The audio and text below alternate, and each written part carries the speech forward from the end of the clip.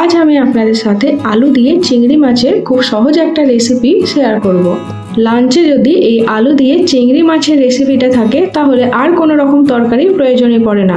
গরম গরম ভাতের সাথে এই আলু চিংড়ি রেসিপিটা খেতে অপূর্ব সুন্দর লাগে। বাড়িতে থাকা ঘরোয়া মশলা দিয়ে আপনারা কিন্তু এই আলু চিংড়ির রেসিপিটা বানিয়ে ফেলতে পারবেন, আর এটা বানাতে খুবই কম সময় লাগে।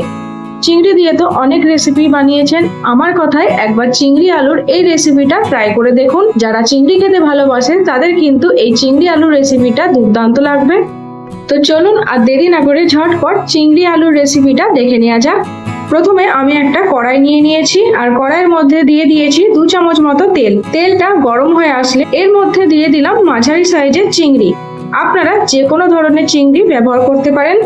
সামান্য পরিমাণে নুন আর হলুদ দিয়ে চিংড়ি মাছগুলো হালকা লাল করে ভেজে নিচ্ছি। এই চিংড়িগুলো কিন্তু আমি আগে থেকে বেশ ভালো করে ধুয়ে পরিষ্কার করে নিয়েছি। চিংড়ি মাছের পিঠের দিকে একটা কালো সুতোর মতো থাকে, সেটা অবশ্যই আপনারা বার করে পরিষ্কার করে নেবেন। চিংড়ি মাছগুলো ভাজা হয়ে গেছে, একটা আলাদা বাটির মধ্যে তুলে এটাকে সাইডে রেখে দিলাম। এইবার ওই একই তেলের মধ্যে দিয়ে দিলাম ডুমো ডুমো করে কেটে রাখা আলু। আলুগুলো কিন্তু আমি 2 মিনিটের জন্য হালকা সেদ্ধ করে নিয়েছি। আলুগুলো কিন্তু পুরোপুরি সেদ্ধ নয়, এই তেলের মধ্যে 2-4 বার নেড়ে চেড়ে নিয়ে ঢাকা দিয়ে দিলাম, যাতে আলুগুলো একটু ভাজা হয়ে যায় আর নরম হয়ে আসে।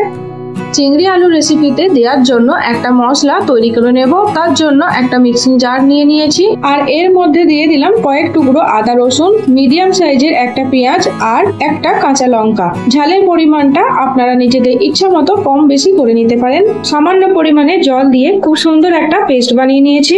5 মিনিট পর ঢাকাটা খুলে নিলাম। দেখুন আলুগুলো কিন্তু হালকা লাল করে ভাজা হয়ে গেছে। এবার এই আলুগুলো তুলে একটা আলাদা জায়গার মধ্যে রেখে দেব। এইভাবে ঢাকা দিয়ে আলুগুলো ভাজলে আলুগুলো বেশ অনেকটাই সেদ্ধ হয়ে আসবে আর ভালো করে ভাজা হবে। এইভাবে কিন্তু কম তেলের মধ্যেই আলুগুলো ভেজে নেওয়া যাবে। এইবার ওই একই কড়াইয়ের মধ্যে আমি আরো কিছুটা পরিমাণে সর্ষের তেল দিয়ে দিয়েছি। তেলটা গরম হয়ে আসলে এর মধ্যে দিয়ে দেব শুকনো লঙ্কা, গোটা জিরে, এলাচ আর দারচিনি। ফোড়নটা ভাজা হয়ে গেলে এর মধ্যে দিয়ে দিলাম পেঁয়াজ কুচি। পেঁয়াজটা তেলের মধ্যে নেড়ে চেড়ে ভেজে নিতে হবে। এখানে আমি তেজপাতাটা দিতে ভুলে গিয়েছিলাম, তাই পরে এর মধ্যে দিয়ে দিয়েছি। পেঁয়াজটা খুব বেশি লাল করে ভাজার প্রয়োজন নেই, হালকা ভাজা হয়ে আসলে এর মধ্যে দিয়ে দেব আগে থেকে পেস্ট করে রাখা মশলাটা পেঁয়াজের সাথে 2-4 বার ভালো করে নেড়ে চেড়ে নিচ্ছি। এইবার একে একে এর মধ্যে দিয়ে দেব 1/2 চামচ কাশ্মীরি লঙ্কার গুঁড়ো, 1/2 চামচ হলুদ গুঁড়ো, 1/2 চামচ মতো জিরের গুঁড়ো আর সামান্য পরিমাণে চিনি।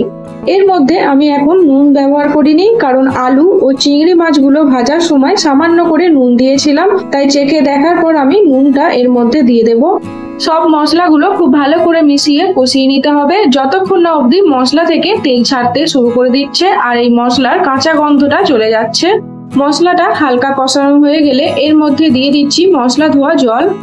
আমার চ্যানেলটা যদি এখনো অবধি আপনারা সাবস্ক্রাইব না করে থাকেন তাহলে তাড়াতাড়ি সাবস্ক্রাইব করে নিন, আর এমন দারুণ টেস্টি রান্নার ভিডিও পেতে থাকুন।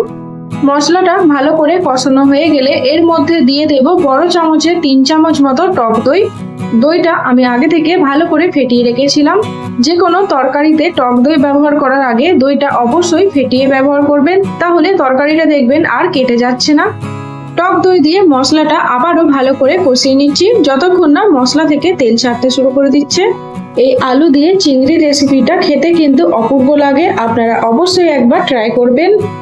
দেখুন মশলাটা বেশ ভালো করে কষানো হয়ে গেছে আর তেল ছাড়তেও শুরু করে দিয়েছে।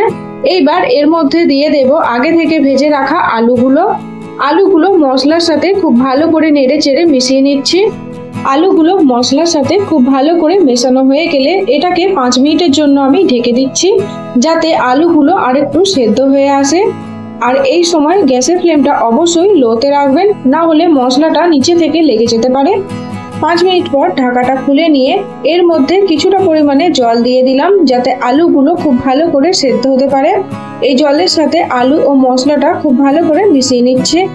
আপনারা যদি এখনো অবধি আলু চিংড়ির এই রেসিপিটা বানিয়ে না থাকেন তাহলে তাড়াতাড়ি একবার বানিয়ে নিন। গরম গরম ভাতের সাথে এটা খেতে কিন্তু দুর্দান্ত লাগে। তরকারিটা ফুটে আসলে এর মধ্যে দিয়ে দিলাম স্বাদ মতো নুন। এইবার এটাকে ঢাকা দিয়ে 10 মিনিটের জন্য রান্না করে নেব, যাতে আলুগুলো পুরোপুরি সেদ্ধ হয়ে আসে। আপনারা চাইলে এখানে সেদ্ধ আলু ব্যবহার করতে পারেন, তবে ভাজা আলু দিলে এই তরকারির টেস্ট কিন্তু আরো বেশি ভালো হয়। 10 মিনিট পর ঢাকাটা খুলে দিলাম। আলুগুলো কিন্তু পুরোপুরি সেদ্ধ হয়ে গেছে। এবার এর মধ্যে দিয়ে দিলাম আগে থেকে ভেজে রাখা চিংড়ি মাছগুলো। চিংড়ি মাছগুলো আলুর সাথে খুব ভালো করে মিশিয়ে নিয়ে এর মধ্যে দিয়ে দিলাম হাফ চামচ মতো গরম মশলা আর কিছুটা পরিমাণে ধনেপাতা কুচি। ধনেপাতা দেওয়াটা কিন্তু পুরোপুরি অপশনাল, আপনাদের কাছে না থাকলে আপনারা নাও দিতে পারেন, এর ফলে কিন্তু টেস্টের কোনো হেরফের হবে না। ধনেপাতা ও গরম মশলাটা চিংড়ি আলুর সাথে খুব ভালো করে মিশিয়ে 5 মিনিটের জন্য আমি ঢেকে রান্না করে নিলাম। দেখুন, দুর্দান্ত স্বাদে চিংড়ি দিয়ে আলুর রেসিপি একদম রেডি হয়ে গেছে। যেদিন চিংড়ি আলুর এই রেসিপিটা বানাবেন 1 মুঠো চাল অবশ্যই বেশি নেবেন, কারণ এটা খেতে এতটা টেস্টি হয় যে দেখবেন সবাই বেশি বেশি করে ভাত খেয়ে নিচ্ছে। এই চিংড়ি আলুর রেসিপিটা আমি গরম গরম ভাতের সাথে পরিবেশন করেছি। এই একটা মাত্র তরকারি যদি লাঞ্চে থাকে তাহলে আর কোনো রকম তরকারি প্রয়োজনই পড়বে না। এক থালা ভাত দেখবেন 1 নিমেষের মধ্যেই এই চিংড়ি আলুর তরকারি দিয়ে উঠে যাচ্ছে। তাহলে আর একদম দেরি না করে আজকেই চিংড়ি আলুর এই সহজ রেসিপিটা বানিয়ে নিন। তো আমার এই দারুণ স্বাদের আর খুবই সহজ উপায়ে তৈরি চিংড়ি আলুর রেসিপিটি আপনাদের কেমন লাগলো অবশ্যই কমেন্ট বক্সে জানাবেন। আর প্লিজ আমার চ্যানেলটা সাবস্ক্রাইব করবেন।